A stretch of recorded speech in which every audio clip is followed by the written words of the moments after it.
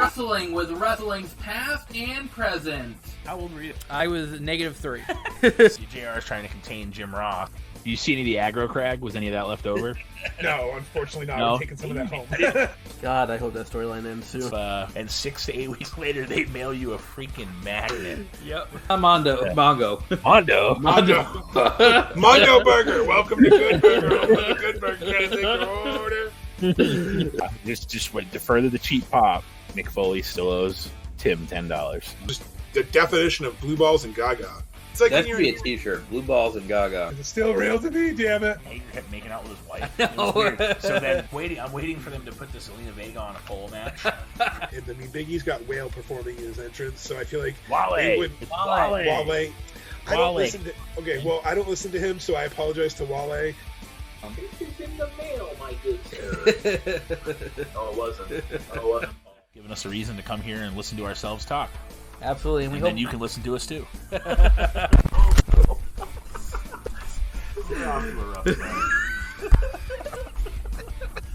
Strap on and balls, only on Wrestling Past and Present. This is Gangrel, the Vampire Warrior, and you're listening to Wrestling with Wrestling's Past and Present. This is Wrestling with Wrestling's Past and Present. I'm Tim Kurt. I'm Rolling Fearless. And I'm Mongo. And today we are covering King of the Ring 1996, a very significant pay-per-view in wrestling history. It's kind of the birth of Austin 316. Looking forward to covering this one with you guys. I love the mid-90s era in WWF at the time, so this should be a fun one to discuss today. I agree. We just had Stone Cold come back at WrestleMania. It wouldn't be nearly as impactful if he didn't have the run he had as, the Austin 316 character. So this is kind of what blazes the path for him to come back in 2022 and people give a shit, So this is very important, and it's a historical show for that reason alone, because it pretty much makes a guy's career, really. Mm-hmm. Because before that, he had a decent career in WCW as Stunning Steve, but like if he hadn't done, the Austin 316 and all that, who knows where he would actually be. Yeah, and Stunning Steve's the equivalent of QT Marshall. His name, but you're like, meh. So I'm glad you said that, because it kind of leads into what I think is this was the birth of the Stunner too, because it was actually against the week 4, fun Mongo fact for you guys, the week 4 against Savio Vega in the qualifiers, that he just randomly did the drop down ace cutter that we know is a Stunner today. He didn't have to kick to the stomach or anything. He just did it, because I kind of wanted to go back and watch it, because he did do the $1 Million Dream, basically. I'm blanking on the name here, guys, but the choke sleeper holds. Yeah. No, the $1 Million Dream is what you can pretty much. He was the ringmaster, so yeah. Yeah. So he, was using that, and then just suddenly in the King of the Ring, I don't know. I know he's had interviews before, but he's never really elaborated. But he just started doing the Stunner, and then, without jumping or spoiling, but you'd see the Stunner tonight, you'd see him beating someone's ass tonight, you'd see his I don't give a fuck attitude. And like you said, it was the birth of Stone Cold, and like you both said, it was iconic. And it was definitely cool to watch again, to see the legitimate birth of the Rattlesnake. Little weird though, having them come out to different ring music than the glass shattering, and the glass shattering. Yeah, it's like that generic creative wrestler music when you're like going through. It's like generic superstar number 4. Yeah. We'll talk about there's 2 free-for-all matches or pre-show matches to discuss. The first one is the tag team match. You have the Body Donnas, which is Skip and Zip. For those of you who don't know, that's Chris Candido as Skip, and Zip is Tom Pritchard. Dr. Tom. They're going to get a win over the New Rockers, who's Leif Cassidy or Al Snow, or Marty Jannetty, who's Marty Jannetty. Hey, so they had 2 Marty Jannettis in that pairing. Yeah. Sorry, Al. I can't believe I forgot until I watched this match that they tried to bring the Rockers back. Yeah, it's like oh man. And then Marty Jannetty years later, didn't he come back on Raw for like a one-off as the Rocker, but he was all messed up and couldn't go. Well, he came back in the Kurt Angle feud. Yeah, remember he was like, Marty Jannetty still can't walk. I'm just a sexy Kurt, because he beat him up then. Like he. Back before he killed the guy, or he might have killed the guy before that, or back before he was fucking his almost daughter, or whatever happened there. The weird Marty story fucking that is crazy is what it is. Yeah, the weird story that is Marty Jannetty And all you gotta do is Google it, folks. he's an interesting fellow, that Mario Jannetty. I can't wait for that dark side of the ring. God. And it's funny too. What a horrible gimmick name for freaking Al Snow. Leaf Cassidy, baby. Leaf Cassidy. Your second dark match or pre-show match was Hunter Hearst Helmsley, Triple H, getting a win over Aldo Montoya in 3 minutes, who is just incredible.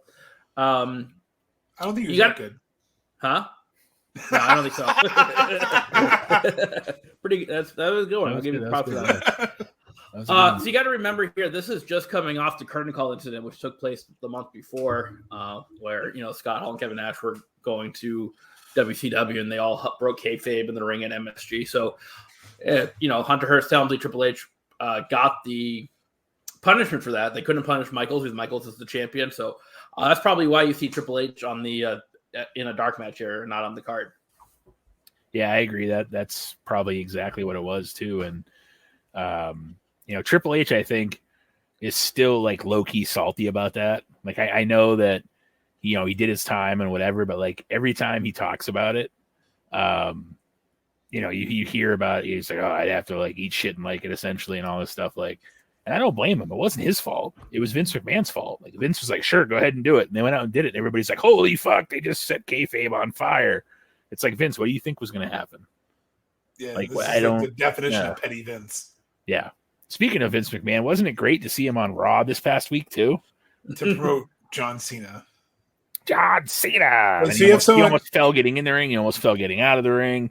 He almost fell trying to take a stunner at WrestleMania. Like, this fucking guy can barely walk, let alone jump off the steps, which I don't know how he didn't eat shit there. But and how fucked up that he's just like so like I don't give a shit that he's just like I'm gonna come out on my own show and say absolutely nothing, but just to pop a rating and make an appearance because he's just enjoying the hell out of this. He doesn't give a fuck. And he's just another corrupt billionaire that's like, I don't really give a fuck. And I still think it's absolutely hilarious. He paid more to get his dick wet than he did for WCW. That's just the funniest thing in the world to me, that he made $3 million to, sleep with this person.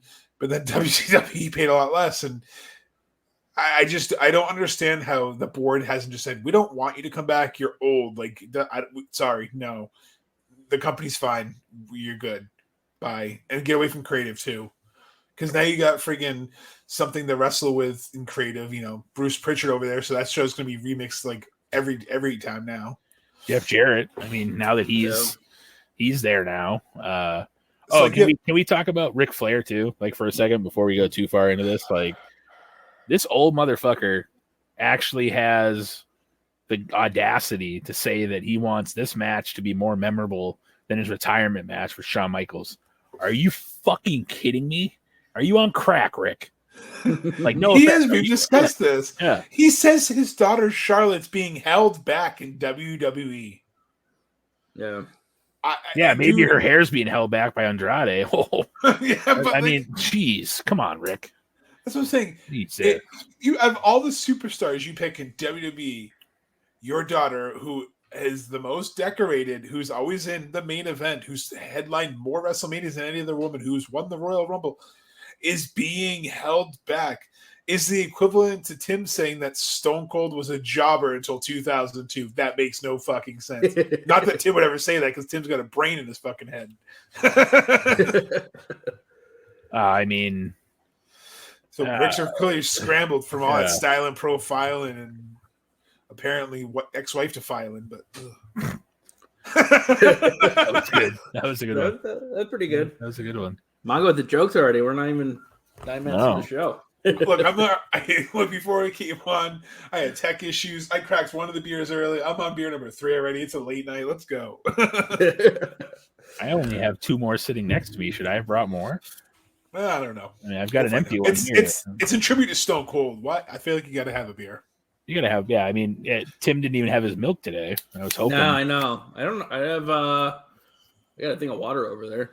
So my honest thought was today, if I had time, I was gonna get one of those Arnold Palmer spiked and just bring it to your house, knock on the door, set it down, and leave. Be like, it's the spiked Arnold Palmer fairy. But I mean, knowing how well that I move, you'd see me leave and you'd be like, "What the fuck?" Like, yeah, it would at least been funny.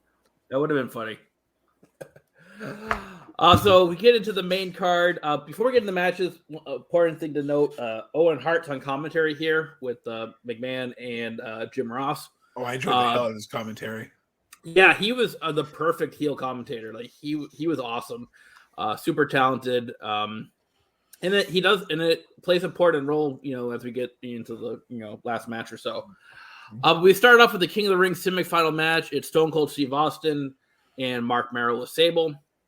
Obviously, Stone Cold's going to get the win. Fairly long match. I was surprised, especially where it was a semifinal match. You would think these would be normally quicker, so they can get if they have to wrestle twice. I was pleasantly surprised with this. I thought this was a really good opening match. I'm not the biggest fan of Mark Merrill's work in the ring, but I actually was really impressed with him in this match. I thought it was good. I really liked how he sold the stunner, like grabbing the throat and stuff like that. I really thought that was, excellent. And obviously it was really funny with Owen Hart kind of just saying all the mean things to Sable and everything. So I was really impressed, and it was Mark Merrill's first defeat in WWE, they mentioned. So I thought this was a good opener. You think that Owen Hart was setting the table for the giant turd to be found in Sable's bag at some point? That she claims was part of the reason why she filed lawsuit against the WWE. Imagine like trying to do that nowadays with Brock Lesnar as her husband. Like, it's okay. Like, I'll shit somewhere else. Like, thanks. No thanks. Like, I don't want to really piss Brock off. But like Mark Merrill, you're like, yeah, okay, fucking guy. It'll be like David Spade walking back in Tommy Boy when he's got the like dog shit all over his ass. And he's Tim, like, Tommy Boy is a movie. Yeah, I actually seen some of it. Okay, good. I'll drink Hey, that. who else is in it besides David Spade, Tim? Chris Farley. Thank you. Hey, all right, I will drink to that. Proud of you. Thank you. So, Mongo, what are your thoughts on the match? So I got distracted because I was impressed. So, like you said, I was shocked to see it go so long, and I'm also not the biggest fan of his work, but man, he was stiff as hell in that match too. Like, he busted Stone Cold's lip open with that drop kick. Like, I mean, it just gushed.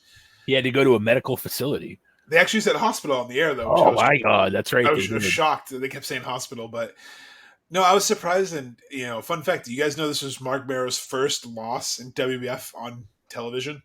Yeah, I think I said that about 3 I'm minutes pretty ago. sure Tim said that about 3 minutes ago, roughly. Yeah, I was just going to say I've heard that somewhere before. So, full disclosure, I'm setting lineups on MLB The Show right now, and I'm still paying better attention than Mongo is not doing that. Just throw that out there. As soon as you said that, I was like Tim let off. Tim, damn, that was such a good fact that I had to steal it. That was such good shit. I apologize. I'll do better with my ADD ass. Hey, long enough to see your ass like last week. Yeah, let's not hold our breath on that. Or I'll make sure I hold my pants up. That I don't moon Tim this week too.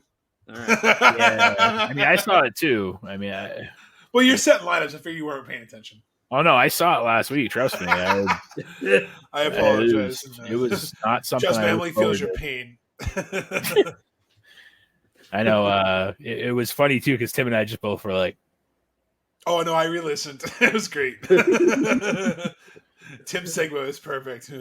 He was talking about it, and there's Mongo's ass. So, speaking of listening and whatever, no. We're done talking about that subject for right now, unless you decide to moon us again. Anyhow, my mom actually thanked Amber for the shirts, Mongo, like 2 weeks ago when you mentioned about thanking Amber for the shirts, and Amber was like, "For what?" Like she had no fucking idea what my mom thanked her for originally. She was like. And then my mom's like, "Oh, for the shirts. They mentioned it on the podcast." So further proof that Amber doesn't listen anymore, which we already knew. But my mom wanted me to. I was supposed to tell you that last week, Mongo, and I forgot. So my bad. That's right. Hi, Linda. Hi, Linda. Yeah, my mom reminded me to to make sure I told you that. So she also said hello, by the way. I did talk to her on my way home. I do want to point out that anybody that listens to this show, if they have a mother, a father, whoever that you enjoy talking to, don't be afraid to call them and talk to them. And like I said, I talked to my mom from Portsmouth all the way home today. I talked to her for 54 minutes on the phone about the dumbest shit in the world, about how my night was, everything was. You don't know how quick something like that can change. So like, don't ever be ashamed to call a parent and just shoot the shit with them and whatever. I honestly, my dad passed away really quickly. So like, I don't have that anymore. So having that experience, I just want to point that out there. I know we're getting kind of off the rails, but I just want to say anybody that has a parent that doesn't see them very often, give them a call, say, hey, what's going on? See how their day is, see how your day was, shoot the shit. Like, don't be afraid to actually have a phone conversation with somebody every now and again. No, absolutely. Tell people you love them too. Make sure you say hi to you. You send someone a text saying, hey, how you doing? Let people know you're thinking about them. Yep. And if you don't have anybody to talk to, give Linda a call. She'll be happy to talk to her. Yeah, she likes to talk, about, we shoot the shit about almost nothing. Like, there's times, like I said, we're on the phone for 50 some odd minutes and we really didn't talk about much. I think my favorite Linda story of all time is she ran over your Bret Hart sunglasses. Yeah. Yeah. But so, like, to go back on that was my own fault, though, for going. So I decided to go out on a paper route with my buddy, Eddie, who was doing the paper route at the time. And I didn't want to take them with me. So I'm like, I'll just put them under the wheel well. Like, my mom, nobody's leaving. My mom was going to work that morning. It was Saturday morning. I didn't know that. And, it was a sad fucking day. I came back. She was gone. They were smashed in the driveway. I'm like, it's cool. For an Easter, make you feel better. For an Easter egg hunt, I thought I'd be clever and put an Easter egg in the tailpipe, like just setting it down, not in the tailpipe for obvious reasons. And it was a bright pink one, so I figured, it'd be seen. Didn't count on my brother starting the car during all this. That thing shot across the fucking street to the neighbor's yard. And I just remember having to go over there and just explain why there was jelly beans all over the dude's lawn. You're like, sorry. Like, you're not going to believe this, but... Yeah, you're like, sorry. Our second match on the main card is another semifinal match for the King of the Ring tournament. It's Jake Roberts and Vader. I love how Owen Hart, they keep saying that, Jake Roberts is 41 and he's old, which is kind of... Nowadays, people are wrestling in their 40s, 60s, 70s. Ric Flair's coming back in 90. Ric Flair's like 105. But, Owen Hart can say, he's 51, 61, blah, blah, blah. So, I like the finish here, kind of. It's a disqualification finish because, Vader moved the referee out of the way. But Jake Roberts also hit a DDT. So I thought it was kind of weird that he hit the DDT, but they still went with the disqualification finish. I would have liked to have seen the disqualification finish without the DDT because I think it doesn't make Vader look weak and advances Jake Roberts to the tournament. It's a short match, nothing really to write home about. I thought they could have executed the finish a little bit better than they did. Yeah, I agree. Obviously so back in that era, you had a lot of finishing moves that were protected. The DDT being one of them. You see about 20 of them a match now, just like you see 20 super kicks if you watch a Young Bucks match. Or Dolph I Ziggler. think, yeah, that too. I think that best way to describe it, I think, like Tim said, is that you're trying to make Vader still look like a monster, but like, did he really need it? It's like having somebody bigger than you kick out of the Judas effect or kick out of the one-legged angel. Like those moves don't get kicked out of nowadays. They just don't. AEW does a very good job protecting finishing moves that are supposed to be finishing moves. So for them to do it the way they did it, I think was more of like, hey, look how strong Vader is. He didn't lose to a DDT. Like he, obviously it was different circumstances as to why he lost, but like I think that was part of the reason why. Plus, it didn't make Jake look super weak in a way because he didn't actually. That wasn't the way the match like ended. It wasn't he hit a DDT kick. They at least put a little bit of thought into how they wanted to go with it, and it showed, thankfully, that they didn't just say, well, we'll just have them do this and kick out of the DDT and do whatever. So I think they were a little bit torn how to make Vader still look strong. And that's why they had that kind of like, weird, awkward, DQ finish after the fact. I think that's probably the best way to describe it. Maybe. Obviously you'd have to ask Bruce Pritchard or whoever, but like that would be my guess as to why it looked the way that it did.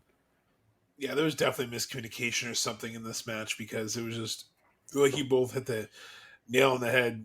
You hit a finish, but it's a DQ finish because Vader pushes the ref, like Tim said. And I don't understand, I guess, why, if they were going to do DQ finish, they just didn't hit the finish. Like you were saying, that's a lot of finishes in one sentence, by the way.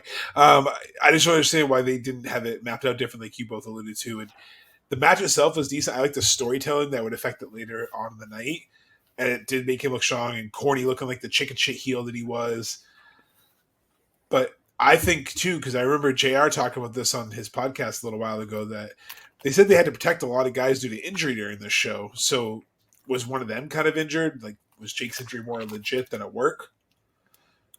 Is that a Reese's stick?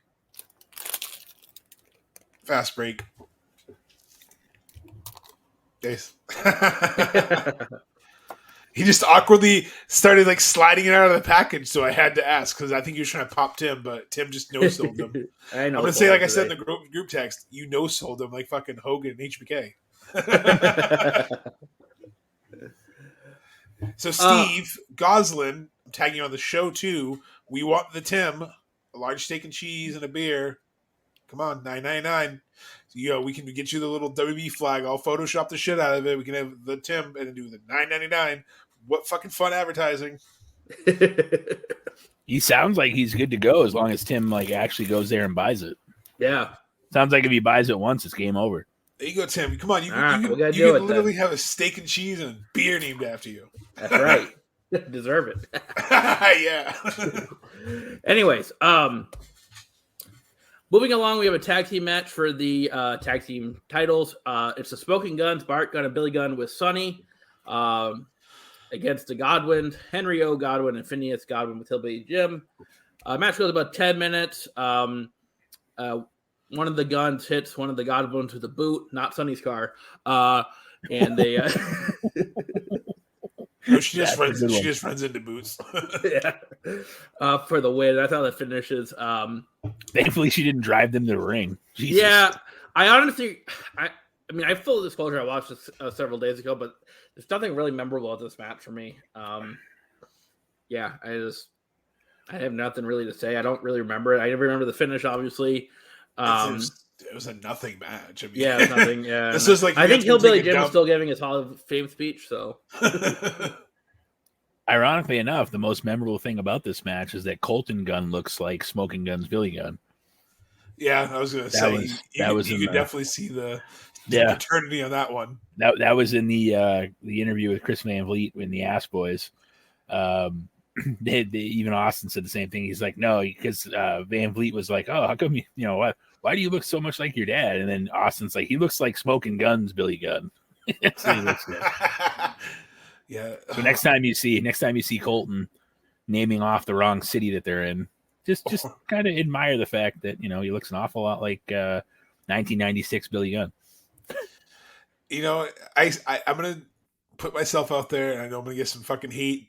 So you can just tweet the hate at WWPAP Mongo, as Roland usually says, but I'm letting him enjoy his snack. I used to like the Smoking Guns, and I don't know why. Looking back, I don't know if it was just because I liked Billy Gunn's but Bart Gunn's terrible, even in this gimmick. Like he can't really work. I don't know if he just looks stiff as hell in the ring, and Billy's asthmatic, so you can't really have him carrying the whole match because dude will drop dead on you. So did you just say he was asthmatic? We'll go with that. He was asthmatic. Yeah. But yeah, like Tim said, nothing memorable in this match. Like I'm full disclosure, pretty sure this is when I went and got my bowl of Cookie Crisp when I was watching the show. Don't judge me; they're delicious. This is back when you had, they had the tag team themes, like the Godwins were like farmers, and the Smoking Guns were cowboys, and the Body Donnas were whatever the fuck they were supposed to be. This was the theme, so they were starting to come out of that a little bit. But this is before you see Rockabilly. This is before you see Mr. Ass, which we all know that's actually Billy Gunn's name. It's Billy Ass for anybody that doesn't know. It's just ask Danhausen, he'll tell you. But yeah, this is the thing that bothers me about Vince tag team wrestling and the WWE is he'd always be hot and cold with his tag teams, and he still is to this day. There's only like 2 tag teams he trusts, and the rest of the guys are just whatever. And it just shows that there was really no interest put in to the tag division, and there never has been. Look at the women's tag division. He had the Legion of fucking Doom, and he had them just piss and falter. Like, the Legion of Doom, he literally had one of the most iconic fucking tag teams, and they were iconic even when they went to WWE. And they gave him the titles like once or twice, and then put him in the feuds with like a biker gang and then fucking hog farmers. Like, they should be wrestling the best of the best, not the person that you found out selling tickets, threw some overalls on and say, "You're a farmer now, boy." Like, no, like you just said perfectly. Vince hates tag teams, and there's a reason why FTR, unless it's him and John Laurinaitis. Yeah. And you know what? I'm gonna let that one go because that was fucking great. Next up, we have a singles match. You have the Ultimate Warrior getting a win over Jerry Lawler in 4 minutes. I don't know. I'm a huge Jerry Lawler fan. Promo was longer. Yeah, I love the classic entrance when he's making fun of the audience and everything. His jokes and everything is funny. This is really predictable. It's going to be a squash. Lawler got a couple like choke holds in and stuff, and Ultimate Warrior just did 1 or 2 moves, one with the shoulder tackle. With his broken ass shoulder. Yeah, and it was really predictable. Like, of course, Warrior was going to go over. It's not much to say here. I feel bad for Lawler because I'm a big Lawler fan, and I think he still could go in this point in his career. I mean, he's still wrestling to this day, but I think he could have had better matches than being squashed by the Warrior. It's hard when you're trying to work with a Warrior, though. Yeah. Well, I'm just saying with somebody else besides the Warrior. Yeah. Yeah, this was like it was vomit. It was bad. The 1996 reincarnation of the Warrior was a fucking joke to begin with. He wanted to come back and sell comic books that never got fucking over, and it's hard to take a guy like that seriously too, because I personally feel that Jim Hellwig, the Ultimate Warrior, was the biggest mark for himself. And no matter what went on, he had to do certain things to like prove how good he was or how important he was, or no sell certain things. At that time, he wore the hat when Jerry Lawler, they're like, why the fuck's the Ultimate Warrior going to the ring in a hat? Yeah. He never worn a hat. with the fucking face paint. That's what I'm saying. So like it just, he had to make everything about him. He was a very selfish individual when it came to wrestling. I'm glad that he got his moments in the sun before he tragically passed away. Don't get me wrong. I'm not saying that. That's why it's weird that he has a award named after him. But this version of the Warrior it just shows you how selfish, and he didn't care about helping get anybody over, whether it was the Warrior, a younger guy, or Lawler. Like he didn't care. He was just like, you know what, it's about me. I'm the Ultimate Warrior, and this is my show. And it's like, at that point, the fans didn't care anymore. He had been gone long enough where the fans kind of lost interest. He was still a spectacle, but he was so marked for himself as the Ultimate Warrior that like it just shows, because he would go out there and essentially make it about him no matter what. And it wasn't 93 anymore. You know what I mean? Like it wasn't. I mean, a hot take. I've never been like, it was sad when he passed away. I've never been a fan of the Ultimate Warrior, and I know that's like a sin for a lot of people. I just don't think he was a great worker. Like, yeah, like you said, he was a spectacle, but I think going back and looking at it with that, like his career lasts as long as his matches did. His careers were just like his matches. He came in hot, blew himself up, and then fizzled off. And like that's what his career did. Like you just hit the nail on the head. 96 Warrior. That's kind of like Michael Jordan's going to play baseball. You just erase that from your memory. Like it's just not something you want to remember. I mean, then him going to WCW trying to recreate the magic with Hogan, that god awful rematch. It just it wasn't. And him wrestling hurt when he didn't have to, and then him still not liking this Vince deal. Like you said, his awful comic book that he tried to pimp out that nobody wanted to buy. Him not caring. You can tell him not really trying to protect people in the ring. That's what I think bothers me, especially this later on. He didn't try to protect people. Like you said, he was selfish. And I think that really showed in this match because it was just Lawler getting his ass beat for no reason. Because like, what did it do for the Warrior? It did nothing for him. It's not like he was going to the finals and winning. It's not like he would have the next night had a tear. Like it did nothing. So why you could have had Lawler go over someone because it's King of the Ring and then have him get beat up by the face. But you just had him beat up to it. It didn't make sense then, and it doesn't make sense now. And this is when he came back and he had that word distrosity, whatever the fuck he was trying. Oh, he kept his mantra. Yeah. And so the name of the galaxy in Warrior, wherein terrain of testament lies. Yeah, dude, that shit fucking crazy. Hold on. The living of one's life in a way of a warrior, according to a warrior's disciplines, are as follows: physical, belief, moment of mastery, attitude, commitment, association, integrity, wisdom. So he was lacking like 10 of those. Yeah, like he's like preaching this word, and it's like, motherfucker, like you, like his you first don't one, know what it means. His conditioning, like I'm not in shape at all. Like I look like a goddamn plum. Like I'm not in shape whatsoever. But that dude blew himself up. Like even wrestlers on his weight in the ring. Like, on his weight in the ring. You have to be able to have a long match in wrestling. Al Snow, we shit him earlier, but he has really cool videos on YouTube where he's teaching classes. One of the things he goes, I don't care how big you are, I don't care how strong you are. If you blow yourself up the ring, I'm gonna potato your ass, because he doesn't want to have to have you sandbagging him for being blown up or being unsafe.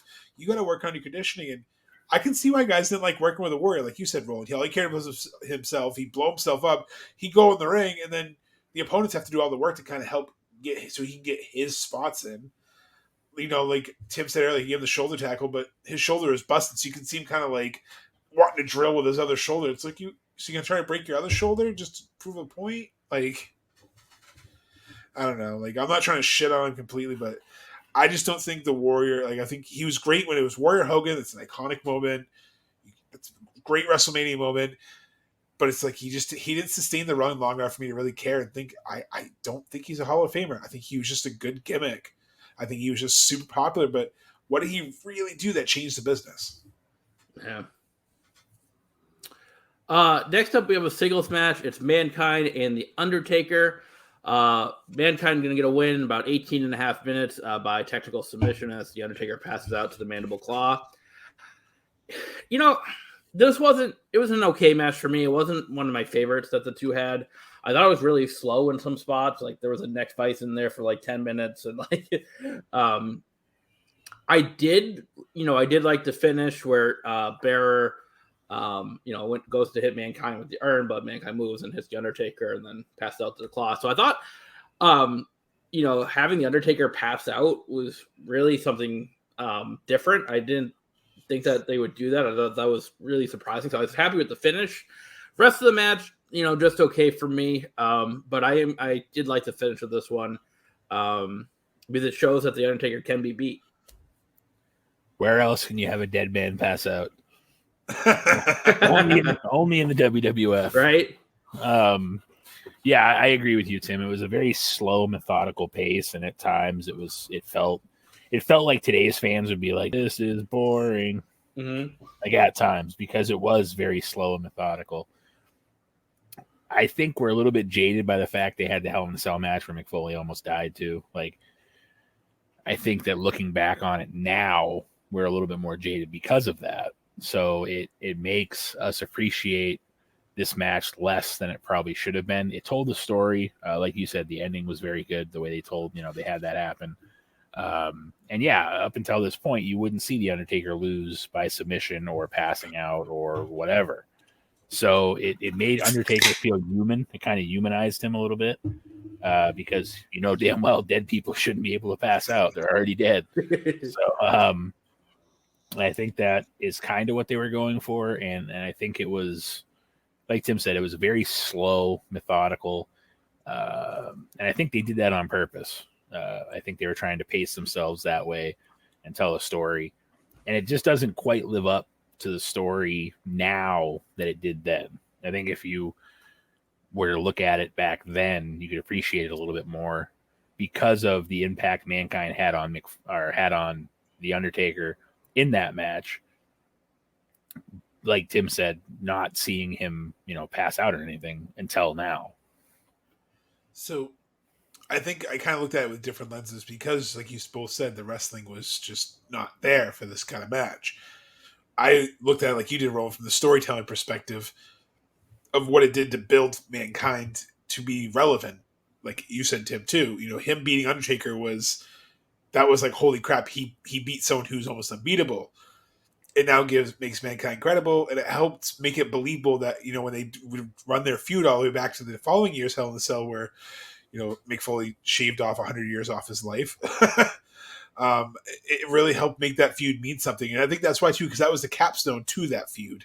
Their epic SummerSlam battle where Paul Bearer would turn on Taker. This was planning the season. So I think as a feud as a whole, it was, like you said, Roland, hit the nail on the head. It was that good spark, but it's not something that if you go back and watch by itself, that's like, oh, this is great. But as a whole, for look at the whole picture, it was great to kind of show that, wow, when they want to tell feuds, they could do it right. Plant the seeds, make the feuds mean something. Not just, crap, Apollo, go back to NXT. Lose your accent. We did it to Kofi before. It's fine. Yeah, we said it at Raw. Remember? It's fine. Just go back to NXT. Your bodyguard, he'll go dance on SmackDown with the other guy we have dance on SmackDown. Like, they just throw random shit together. This is like, okay, look, how do we want to work this storyline? And that's what I think we miss as fans too. Is like we miss the storylines, and that's why I personally am loving this Christian storyline. Like, it's like, are you really being petty about being eliminated in the battle royal? You're damn right I am. Like, I just like that they're making it believable. Like, yeah, I was just sticking with him just to build up his confidence so I could knock it down, and then having the shirt that comes out worked everyone. Like, it's great. Roland and I've been calling that freaking turn coming for like a year. Yeah, I mean, it was well, and then the stuff he said to Jungle Boy's mom and sister, and then to mention on live air, like, I wasn't going to be your dad. You had a dad, but he's dead. It's like, oh, right after Father's Day too, and then going shit. to his mom saying you raised a piece of shit. Like, yeah. That's what I'm saying. You make feuds mean something. Like, and then the Luchasaurus thing, like, him coming out wanting to like fight him, but then him and then the smirk he gives afterwards when they leave the ring, he's like, and then he. Like, it just, it's gold. It really is. It's when you see wrestling, and that's what, this King of the Ring was. It was, like JR said, yeah, they had to protect a lot of people on this card, so some of the booking decisions were a little questionable. But for the actual build itself, besides Triple H going from winning the fucking thing to the pre-show, they did a solid job building this, and it kind of was their building block to the Attitude Era in the future. Yeah. Our next match is for the Intercontinental title. Ahmed Johnson to become the new champion, getting a win over Goldust in 15 and a half minutes. They have a little bit of storyline where, like, Goldust was trying to give Ahmed Johnson mouth to mouth and all that. I mean, this match went way too long for me. Like, this should have been like a 6-7 minute match. Like, I just got lost and did not follow this throughout the match. And did you Pro River plunge yourself away? Ahmed Johnson's still lost from this match. Yeah, it's just.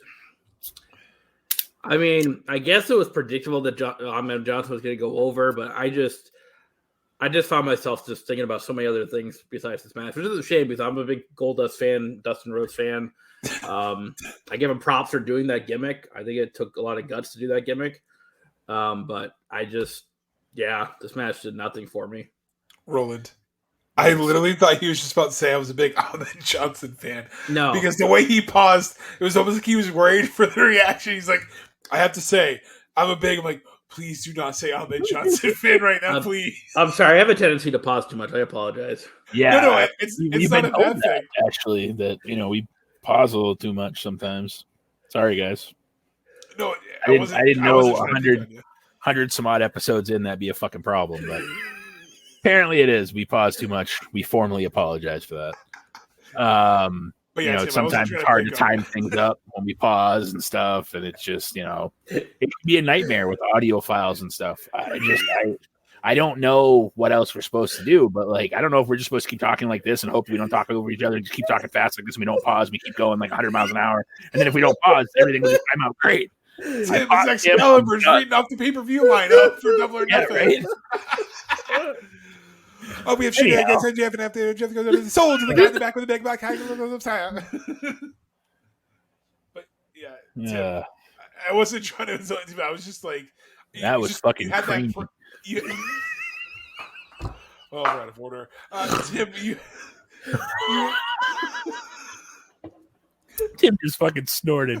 That was great. But it's just the way he paused. I was like, oh my God, he's going to tell us he's an Ahmed Johnson fan, and I'm not ready for that.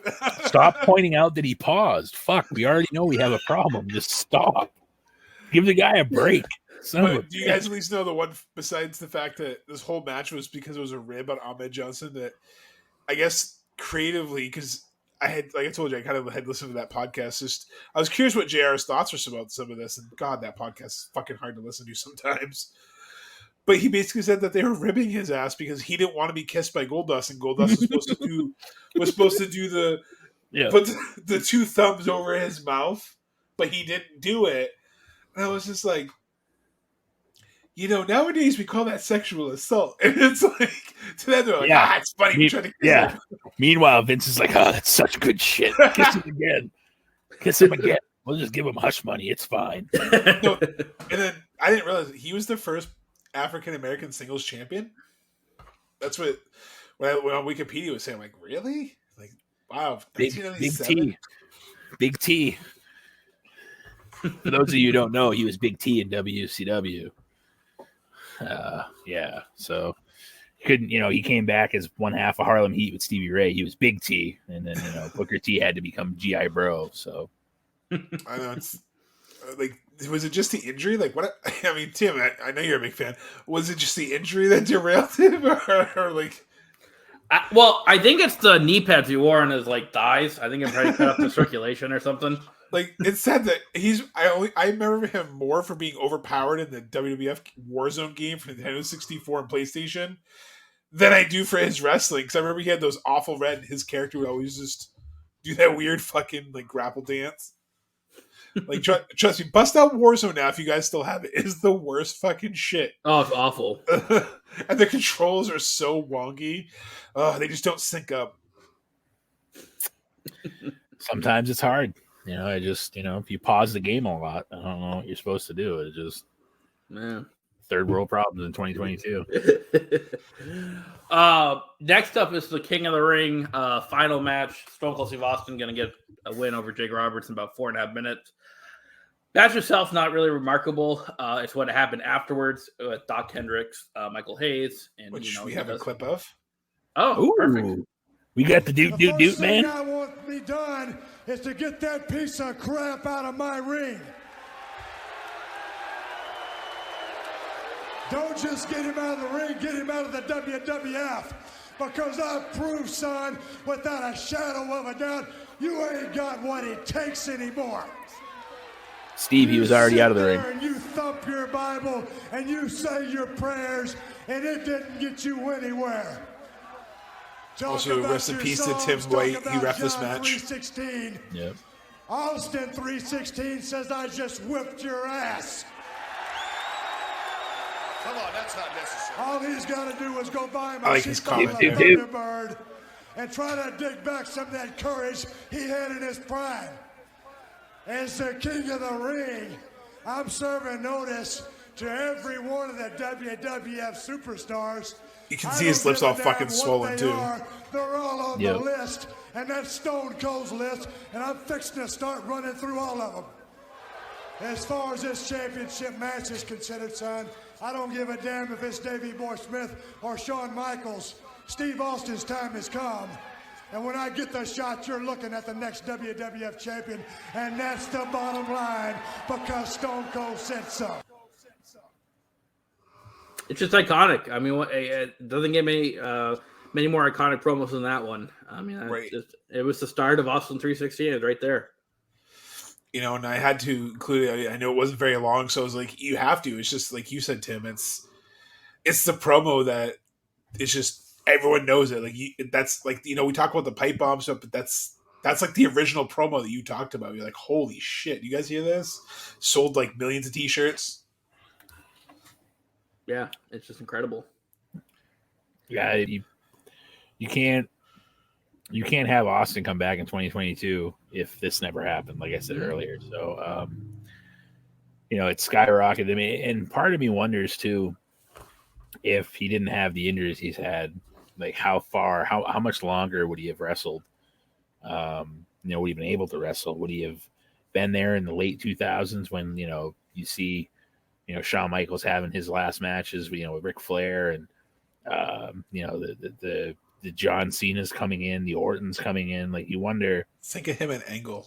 That's what I'm saying. You're wondering if he would have been able to do any of those, you know, those matches if he had better health and better luck.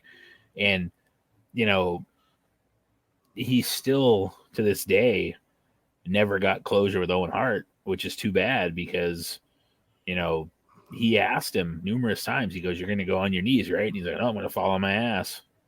And, you know, he dropped him right on his neck. And, you know, all Owen had to do was reach out to Stone Cold, according to JR. That's all he had to do. And I don't know if he was too afraid to because, like, he had hurt somebody and didn't know how to handle that or whatnot. But it's too bad that, you know, we lost Owen before he could have gotten the closure. And I think that Austin, to this day, still has, you know, something missing from not having that closure before Owen Hart passed away. Yeah, I agree. I mean, I think it's a tough situation because that is one of the main reasons why Austin couldn't wrestle that long, and not having that closure. And I think you know, if Owen Hart didn't, you know, pass away like he did, I think they would eventually got in there. But obviously it's too late now, which is unfortunate. No, when we covered it, when we talked about that Survivor Series that would come up later on, you know, the neck injury, not Survivor Series, excuse me, SummerSlam. Right? You know, yeah. we talked about the impact it had and who rose up, etc. But just think if he didn't have that injury, like you both said, the momentum, this wave, it could have been even greater. He could have been even a bigger star quicker because it was more of a slow burn because people really started to dig him the next few months. Like going into, you know, SummerSlam, he was so over and he was ready to take that company on his back. And it sucks he got derailed. But yeah, this is iconic because even when he came back, you're like, here comes the ass kicker. He's going to stomp a mud hole. And he did what he said, and I think that's why people liked him. He was the anti-hero. You know, MJF's kind of turning into that now, like where he's a heel, but he's starting to get some of those cheers. But he's, you know, people try to always emulate him, Stone Cold, but it's hard to emulate that character. Yeah.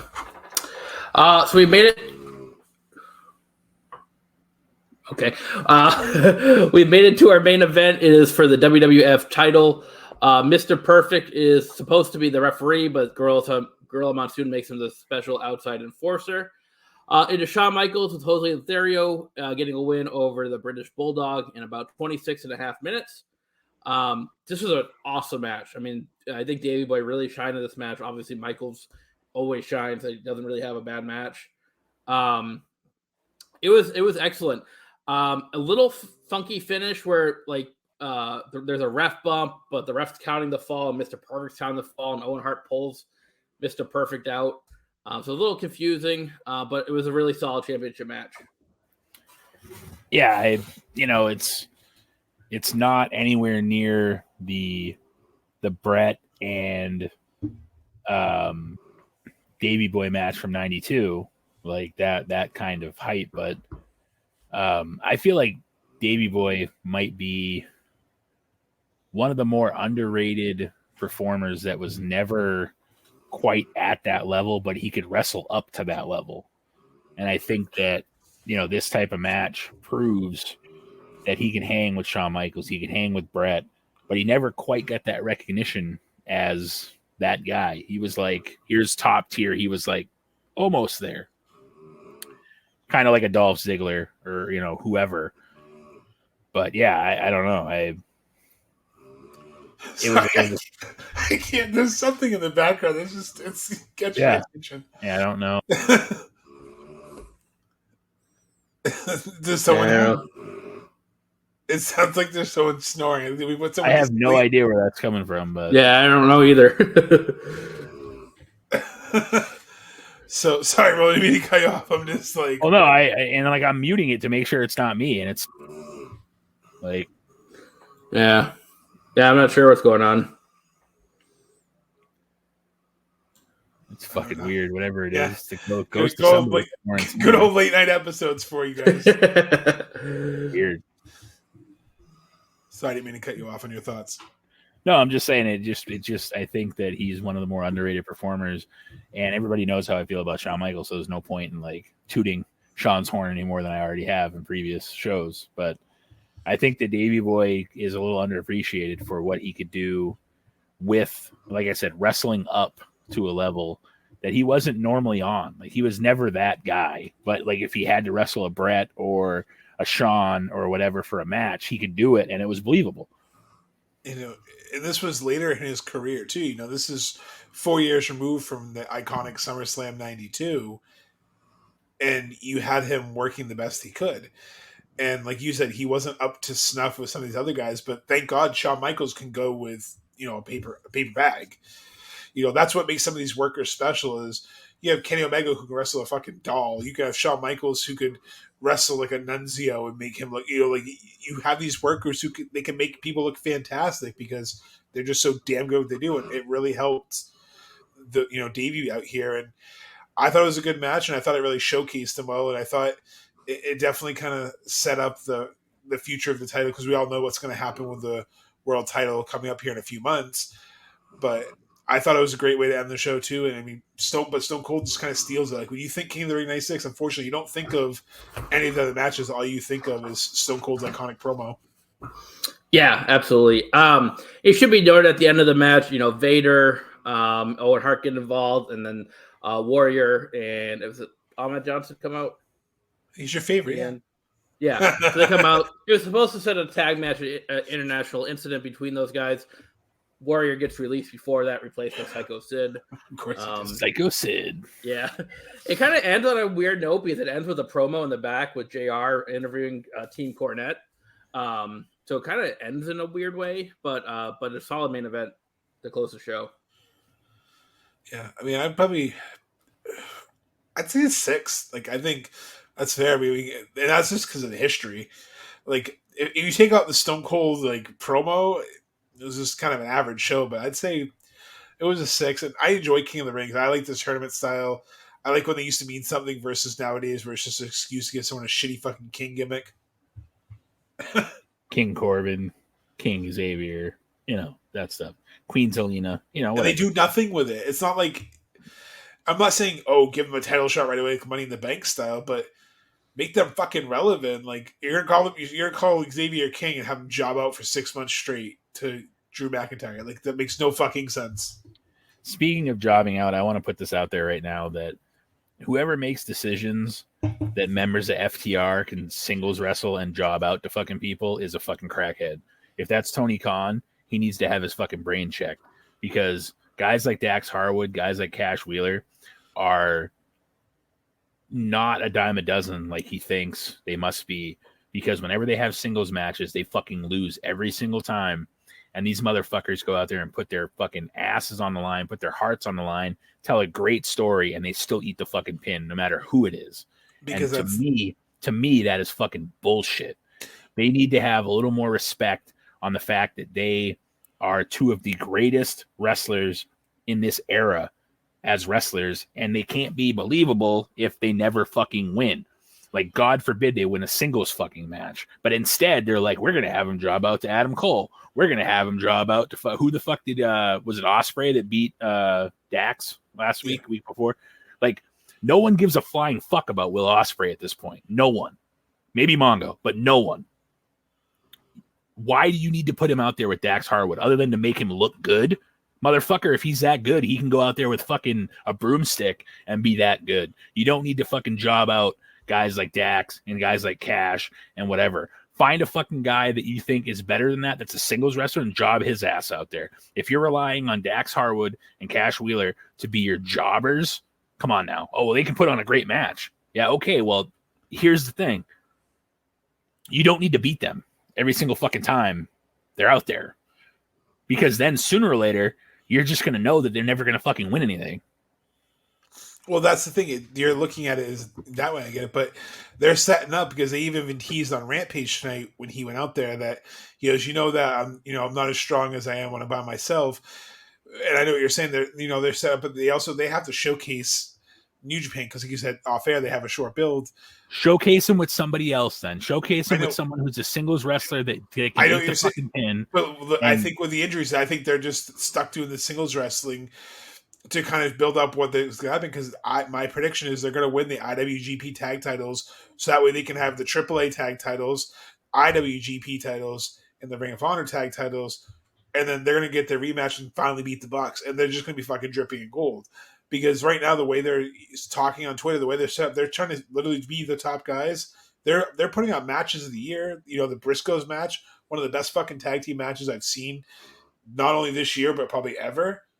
So I think it's great. But yeah, I get what you're saying. Like, they shouldn't be eating the pin in every single singles match. I 100% agree. I just think it's a weird way to get to the end result. So I agree with you. But I just think it's because Tony has that weird, like, he's got to plant seeds in every little thing. But like you said, it's after costing them eating the pin as a singles wrestler. But I don't know if he's afraid that if they shine too much as a singles wrestler that you won't take. I don't know, but I agree. Like, I think it didn't make sense that he was in the tournament, and just like it didn't make sense that Jeff Hardy went over Darby Allin. Like, that tournament, I don't know if, like, we're hearing more injuries now, like Lee Moriarty. Like, we're hearing all these injuries come out now, where people just working injured, and like Tony was just like throwing shit together, because it really did feel like a weird summer for Tony, like the beginning of the summer. It felt like it went from being booked solid, like there was everything had good storytelling, to just kind of like almost like the pandemic era. Everything was like bubblegum together, and you were like, well, I guess you kind of have to. It's what you're working with. But it's like, were they just waiting for MJF to come out and screw? Like, what's going on? Like, it's just like they don't have a direction because they had too much going on. And here's the other thing. Instead of taking a tag team that already said they're not going to split up anytime soon, if ever, send out Dante Martin. Send out a Matt Sydal. Send out any of these guys that can have a great match. Send out a Johnny fucking Elite. Send out any of those guys that can have a great match. Send out an Ethan Page. I don't care.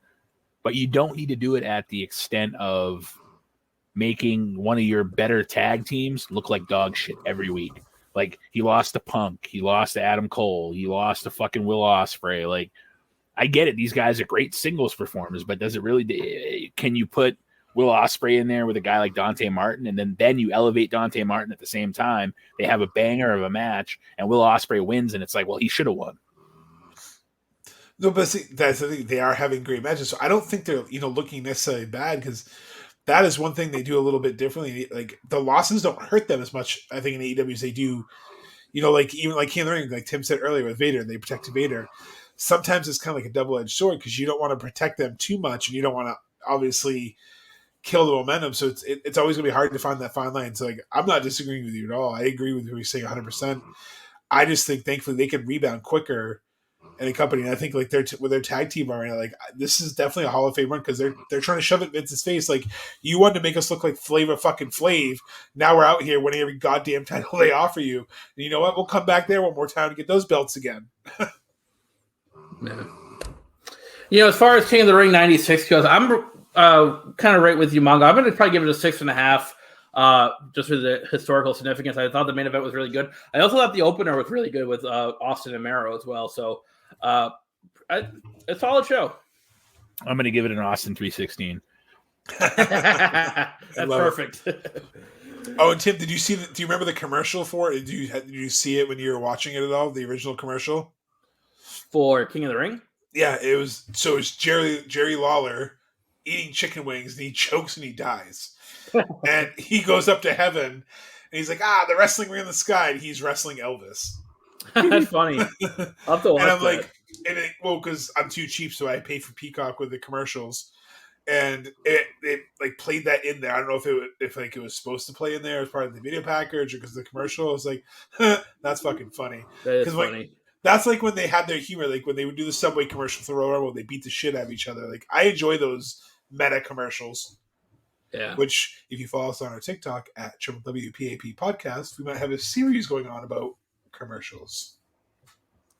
Way to get that in there. Yeah, follow us on our socials. Thanks for tuning us in this week. Next week, we're going In Your House 16, which is Canadian Stampede from 1997. For what it's worth, Meltzer rates as one of the best WWF pay-per-views, so we're looking forward to covering that. So that should be a good one. And thanks for tuning us in each and every week. We will be back next week with Canadian Stampede. Until then, I'm Tim Kurt. I'm Roland Fulis. And I'm Mongo. And this is Wrestling with Wrestling's Past and Present. I'm a Johnson. I hope you're all having a nice day.